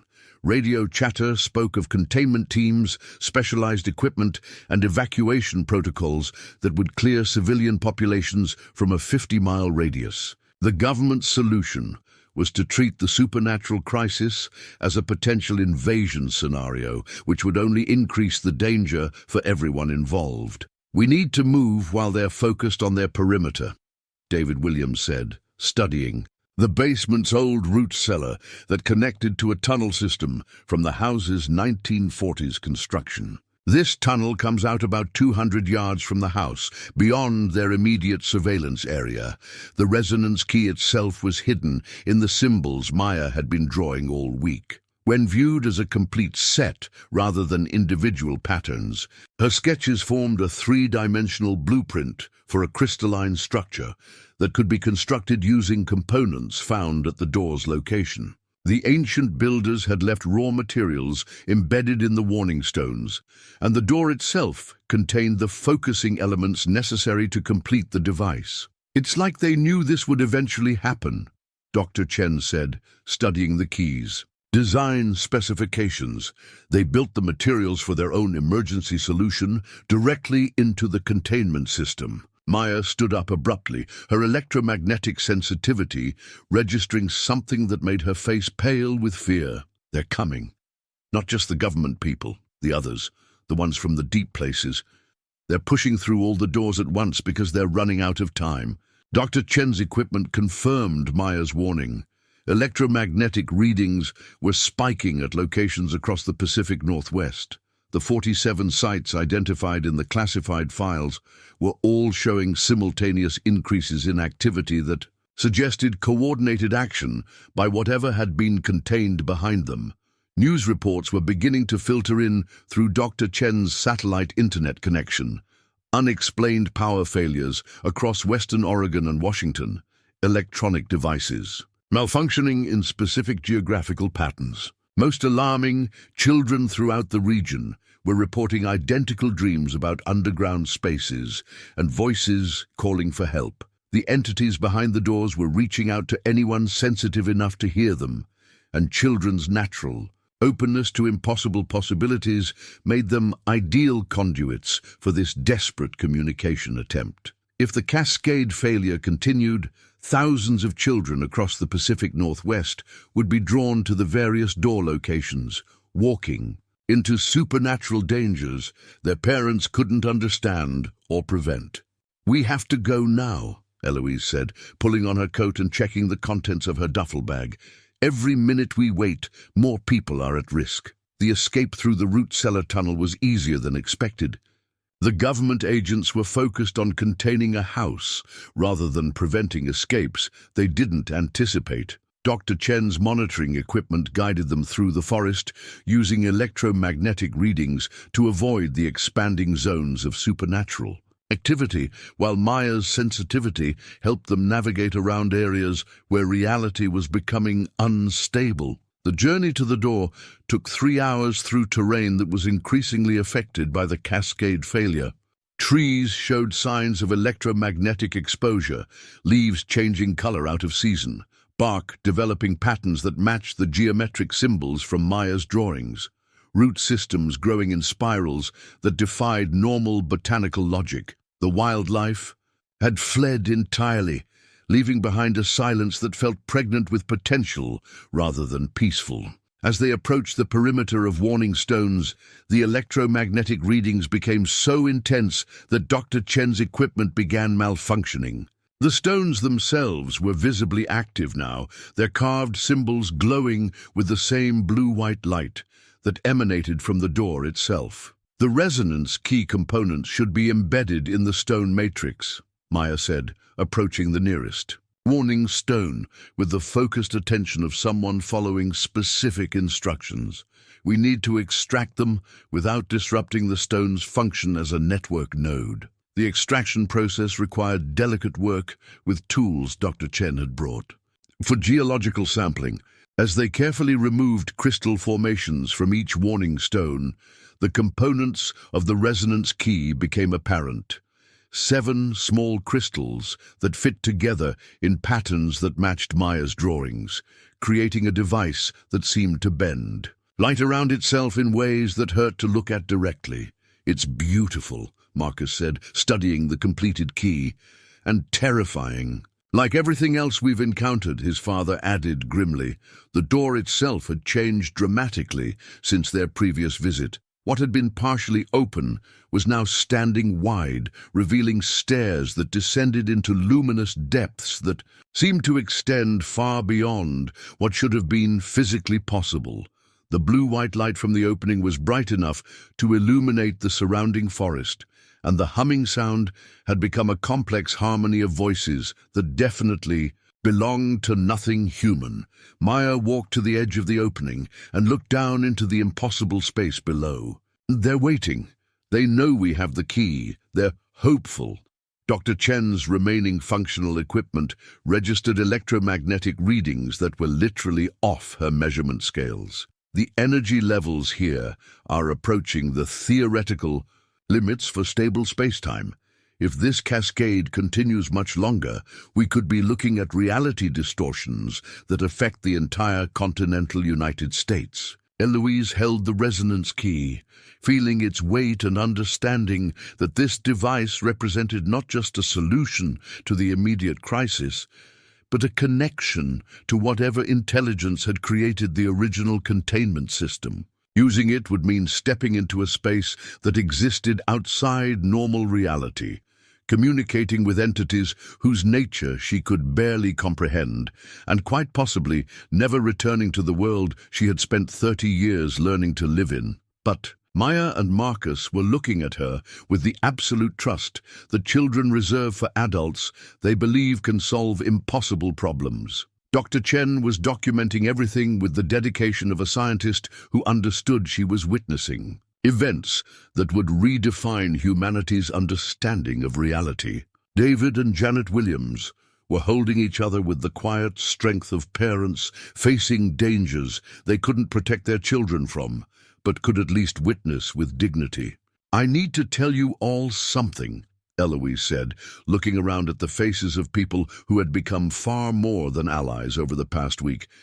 "Thank you for believing me, for helping me understand that carrying this burden alone wasn't necessary, and for showing me that some things are worth risking everything to protect." She kissed Maya's forehead and shook hands with each of the adults, then turned toward the door and the luminous stairway that led down into spaces where the normal rules of physics yielded to older, stranger principles.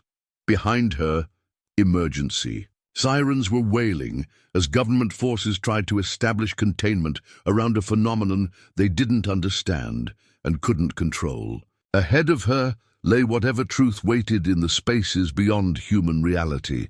Time was running out for everyone, but for the first time in 51 years, Eloise wasn't facing the unknown alone. The resonance key felt warm in Eloise's hands as she stood at the threshold of the door. But before she could begin her descent into the luminous depths, the sound of helicopters filled the air above the forest canopy. Government forces had found them, despite Dr. Chen's careful route planning and Maya's electromagnetic navigation. Agent Novak emerged from the tree line with a full tactical team, their weapons trained on the small group gathered around the door. But these weren't standard containment protocols. The agents were wearing specialized equipment that incorporated crystalline components similar to the resonance key, and their leader carried a device that looked like a weaponized version of Maya's communication system. "Step away from the aperture," Agent Novak commanded.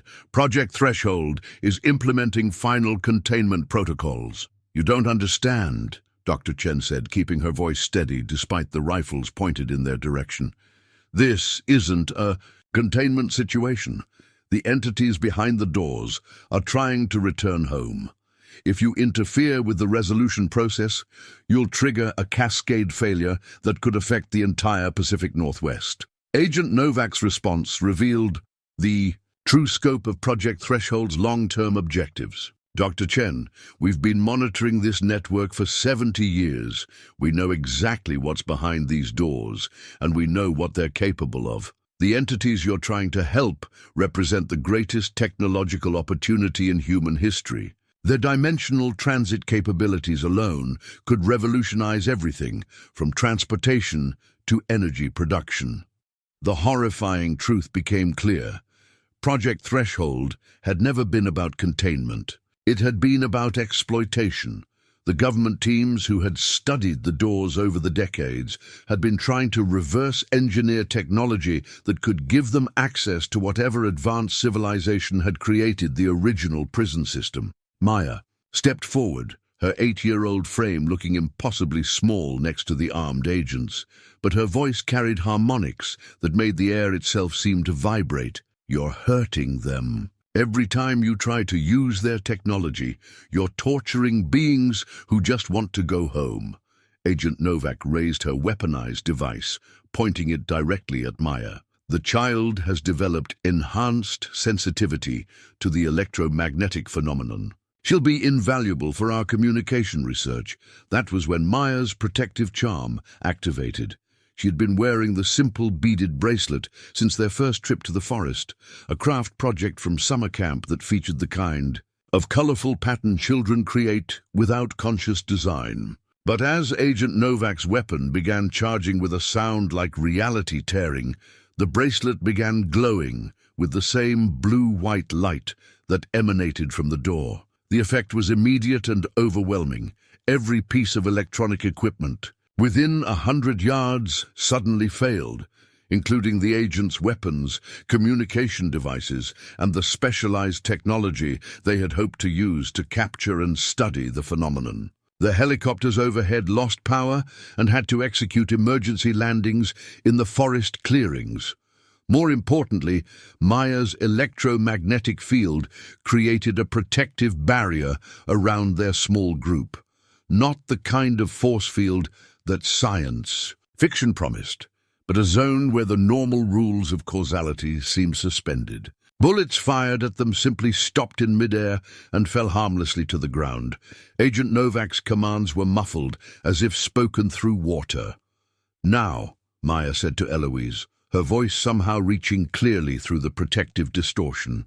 "While I can hold them back." Eloise understood that this was their only chance. Maya's abilities were growing stronger as the cascade failure intensified. but she was still an 8-year-old child, channeling forces that could reshape reality. The protective barrier wouldn't last long, and when it failed, the government agents would resume their attempts to weaponize a phenomenon they fundamentally misunderstood. The first step down the luminous stairway felt like crossing a threshold between worlds. The blue-white light wasn't just illumination, it was information, carrying data about spatial relationships, energy flows, and the fundamental structure of whatever reality lay beyond the door. Eloise's mind struggled to process sensory input that had no human equivalent, but the resonance key in her hands provided a kind of translation interface. Behind her, she could hear Marcus taking up a defensive position near the door's entrance, using a fallen branch as a staff, while he watched for any agents who might overcome Maya's protective field. Dr. Chen was calling out electromagnetic readings that tracked Eloise's progress into spaces where normal measurement became meaningless. Energy levels are stabilizing, Dr. Chen reported. The resonance key is creating a harmonic pattern that's synchronizing with the entities on the other side. The stairway descended for what felt like miles, though Eloise's watch indicated she had been walking for only minutes. The space around her was vast, not just underground chambers, but areas where the concepts of underground and chamber had no meaningful application. She was walking through spaces that existed in dimensions humanity had never learned to perceive, and she wasn't alone. The entities that had been contained behind the doors for centuries were gathered in what might have been a great hall or might have been a fold in space-time itself. They weren't the monsters that government agencies had assumed. They were refugees, beings whose own reality had been damaged or destroyed, who had sought shelter in spaces adjacent to Earth's dimension and found themselves trapped when the emergency containment systems activated. They communicated through harmonics that the resonance key translated into concepts Eloise's mind could grasp. Gratitude, hope, exhaustion, and above all, a desperate longing for home. They had been trying to repair the damage to their own reality for centuries, using whatever energy they could draw through the containment barriers, but the government's interference had made their work impossible. "We can help you go home," Eloise said, holding up the resonance key. "But you have to trust me." The entity that seemed to be their leader, though leader was an inadequate term for a being whose existence extended across multiple dimensional phases, approached her with movements that looked like light bending around itself. When it touched the resonance key, Eloise felt its memories of a reality where physics worked according to different principles, where consciousness and matter interacted in ways that humans had never imagined. Above them, Maya's protective field was beginning to weaken. The government agents were regrouping, bringing in equipment designed specifically to overcome electromagnetic interference. Agent Novak's voice carried down the stairway, distorted but determined. "Stand down and surrender the device, or we will use lethal force." Eloise looked up the luminous stairway toward the world she was leaving behind, then at the beings whose freedom depended on her courage. The first stage of the sealing process required her to activate the resonance key while maintaining physical contact with the entity leader, a process that would create a massive energy discharge as the dimensional barriers between realities briefly opened wide enough to allow safe passage home. She took the entity's hand, or the closest equivalent to a hand that a being made of conscious energy possessed, and activated the resonance key. The discharge was visible from space. The energy discharge from the resonance key activation lit up the Oregon sky like a second sun, visible from Portland to Seattle as electromagnetic pulses rippled outward from the forest location at the speed of light. Above ground, Maya's protective field collapsed under the massive energy release, and government agents found themselves facing something far more dangerous than a supernatural phenomenon. They were witnessing the controlled demolition of barriers between dimensions. Dr. Chen's backup monitoring equipment, shielded in her emergency case, registered readings that redefined her understanding of physics. "The electromagnetic cascade is reversing," she called out over the howling wind that had suddenly risen around the door. "Energy levels are dropping at all 47 sites simultaneously." But Agent Novak wasn't giving up on 70 years of Project Threshold research. She rallied her tactical team and advanced toward the door, determined to capture whatever technology remained accessible before the containment network completed its shutdown sequence. "Move in now," she commanded. "Secure the aperture and prepare for specimen extraction." Marcus stepped into their path with nothing but his makeshift staff and the absolute determination of a 10-year-old protecting his family. "You can't hurt them anymore. They're going home." Behind him, Maya was kneeling beside the door opening, her hands pressed to the luminous surface as she maintained some kind of communication with Eloise far below. Her protective bracelet had burned out during the energy discharge, but she was channeling electromagnetic fields through pure will now, creating interference patterns that made the agent's weapons unreliable. "The sealing process isn't complete," Maya reported, her voice carrying harmonics that suggested she was speaking for both herself and the entities below. "Eloise has to choose between coming back and finishing the ritual. But if she comes back, some of the doors won't close properly." The choice was cruelly simple. Eloise could save herself and leave the containment network partially compromised, allowing Project Threshold to continue their exploitation of whatever entities remained trapped. Or she could complete the sealing ritual and ensure that all 47 doors closed permanently, ending the supernatural crisis but stranding herself in whatever reality the entities called home. Deep in the luminous space beneath the forest, Eloise was experiencing the full truth of what the resonance key could accomplish. The device wasn't just a communication tool, it was a bridge between realities, allowing her to perceive the damaged structure of the entity's home dimension and the repairs that were possible if enough energy could be channeled through the network. The entity leader was showing her the complete picture. Their reality had been partially destroyed by some cosmic catastrophe, and the survivors had taken refuge in the spaces adjacent to Earth's dimension while they worked to rebuild what had been lost. The containment system had been their own creation, designed to protect both realities while they completed their repairs. But human interference had damaged the network and trapped them in a situation where they couldn't go home without risking dimensional collapse. "I can fix it," Eloise said, understanding finally what Buddy's sacrifice 51 years ago had been meant to accomplish. "But you have to take me with you." The entity's response was compassionate but clear. If she remained to complete the sealing, she would become part of their reality permanently. She would be safe and welcomed, but she would never see Maya and Marcus grow up, never return to her peaceful cabin in the Oregon woods, never experience the human world she had spent 30 years learning to live in again. Above, the battle between government agents and two determined children was reaching its climax. Agent Novak had activated some kind of electromagnetic disruptor that was interfering with Maya's abilities, and Marcus was trying to hold off trained tactical agents with nothing but courage and a stick. "Dr. Chen," Maya called desperately, "I need your help. I can't maintain the interference much longer." Dr. Chen looked at her laptop screen, which was displaying readings that showed the sealing process was 90% complete. Then she looked at Maya and Marcus, two children who had trusted adults to protect them from dangers beyond their comprehension, and made her choice. She grabbed her emergency flare gun and fired it directly into Agent Novak's disruptor device. The resulting explosion of electromagnetic feedback sent all the government agents sprawling and created enough chaos for Maya to re-establish her protective field around the door.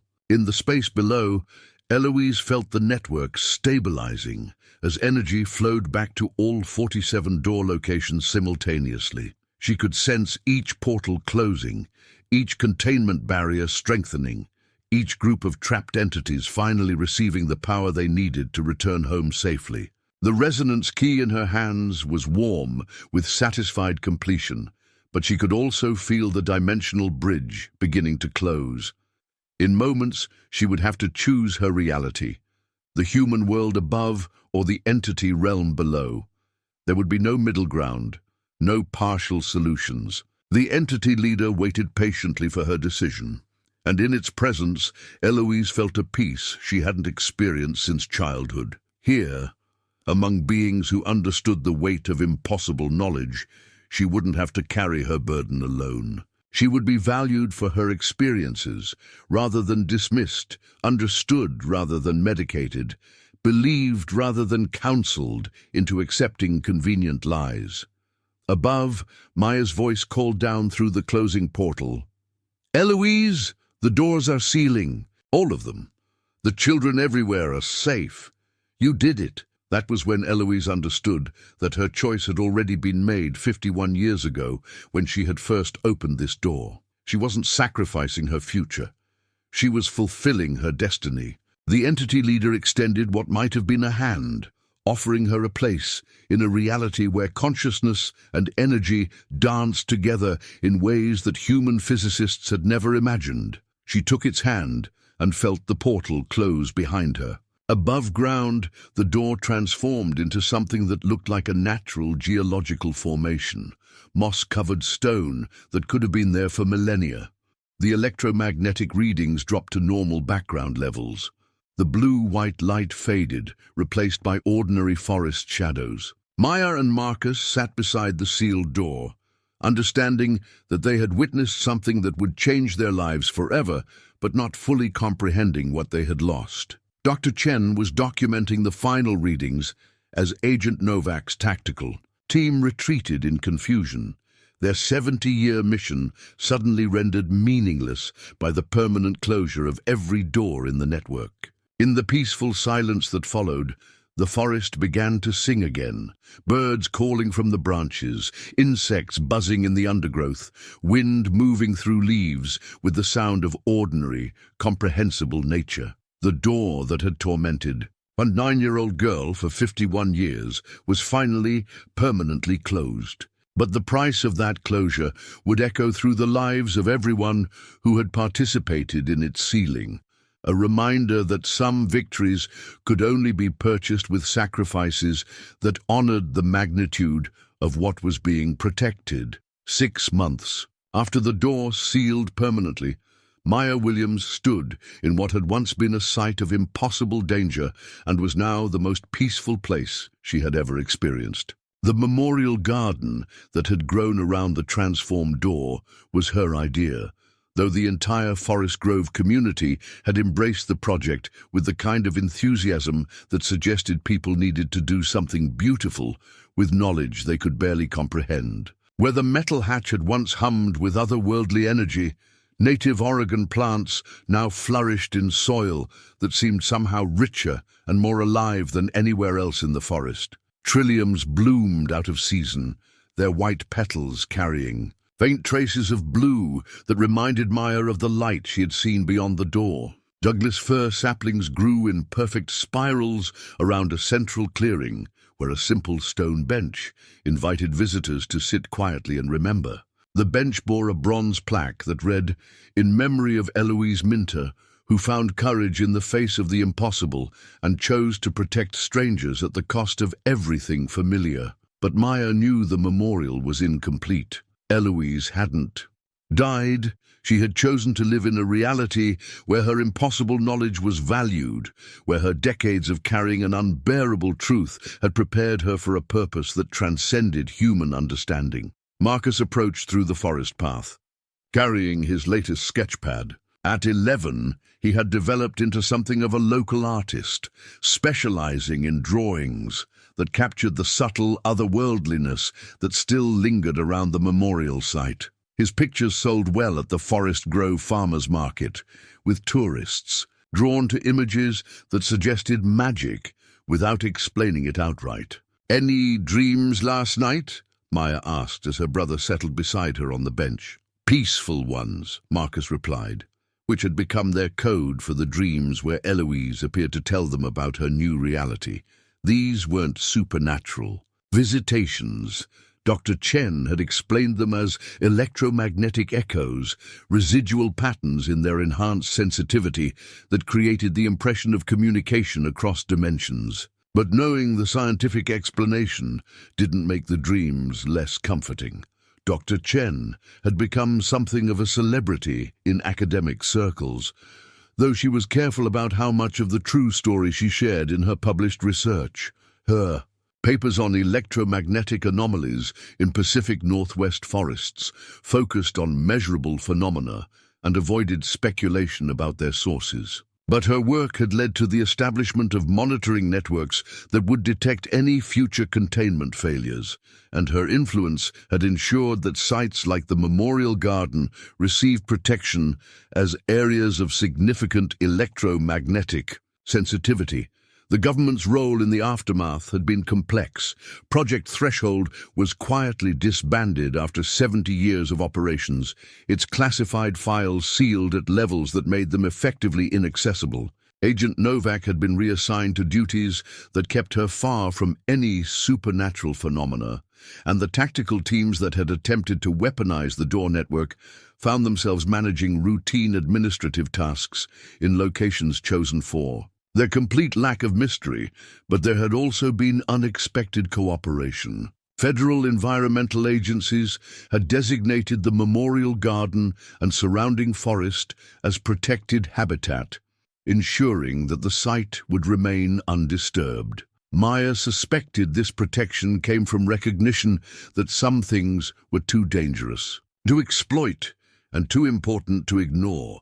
The Williams family had been changed by their experience in ways both subtle and profound. David continued his software engineering work, but he had developed a side interest in digital archaeology, using his programming skills to help preserve indigenous cultural knowledge. Janet remained an elementary school teacher, but she had gained a reputation for being uniquely gifted at helping children process traumatic experiences, especially those involving things adults preferred not to believe. Maya's electromagnetic sensitivity had stabilized at levels that allowed her to live normally, while maintaining awareness of patterns others missed. She could predict weather changes hours before meteorologists, sense electrical problems before they became dangerous, and occasionally receive what she interpreted as messages of gratitude from realities adjacent to her own. The community's response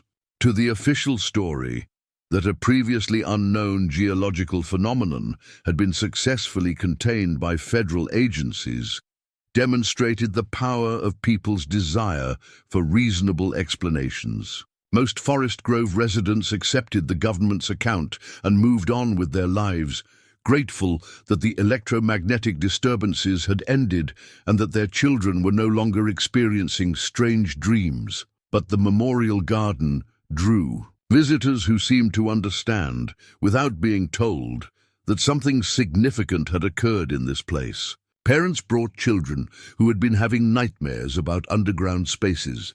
Scientists came to take readings with equipment that registered subtle but persistent anomalies. Artists arrived seeking inspiration and left with works that captured emotions they couldn't quite name. Maya had started leading unofficial tours of the garden, sharing carefully edited versions of the story that focused on themes of courage, sacrifice, and the importance of listening to truths that sounded impossible. She never mentioned doors or entities or dimensional barriers, but she spoke eloquently about a woman who had chosen to face her childhood trauma in order to protect other people's children. The visitors who needed the complete truth somehow recognized it in her carefully chosen words. The others took away whatever meaning resonated with their own experiences and left feeling that they had encountered something precious and rare, a story about ordinary people finding extraordinary courage when their community needed them most. As afternoon light filtered through the Memorial Garden's trees, creating patterns that resembled the geometric symbols Maya still sometimes dreamed about, she opened Eloise's journal, a gift from the woman's estate, which had been left to the Williams family along with her cabin and 20 acres of protected forest land. The final entry, written the morning before their expedition to the door, was vintage Eloise, practical, thoughtful, and touched with the kind of gentle wisdom that came from a lifetime of carrying difficult truths with grace. Some burdens are meant to be shared, and some are meant to be transformed into something beautiful. I spent 50 years learning the difference. Today, I hope to use that knowledge to protect two children whose curiosity and courage remind me of who I was before fear taught me to hide. If I don't come home from this adventure, I hope they remember that some doors close only when someone is brave enough to walk through them first. Maya closed the journal and looked out over the memorial garden where impossible things had been transformed into peaceful beauty. Somewhere in a reality where consciousness and energy danced together in ways that human physicists were just beginning to imagine, Eloise Minter had found the home she had been searching for since she was 9 years old. And in this reality, two children who had stumbled into the impossible had learned that courage wasn't the absence of fear. It was the decision to act in service of love, even when the outcome couldn't be predicted or controlled. The memorial garden bloomed around them, proof that some endings were actually beginnings, and that the most powerful magic was the transformation of sacrifice into something that nurtured future generations. The door was sealed forever, but the love that had sealed it continued to grow, sheltering anyone who needed to believe that impossible things could sometimes have beautiful resolutions. As the sun set through the Douglas firs, Maya and Marcus walked home through a forest that sang with ordinary, comprehensible life, carrying with them the knowledge that they lived in a world where adults sometimes kept their promises to protect children, where courage could triumph over forces beyond understanding, and where the most important truths were often the ones that sounded too beautiful to believe.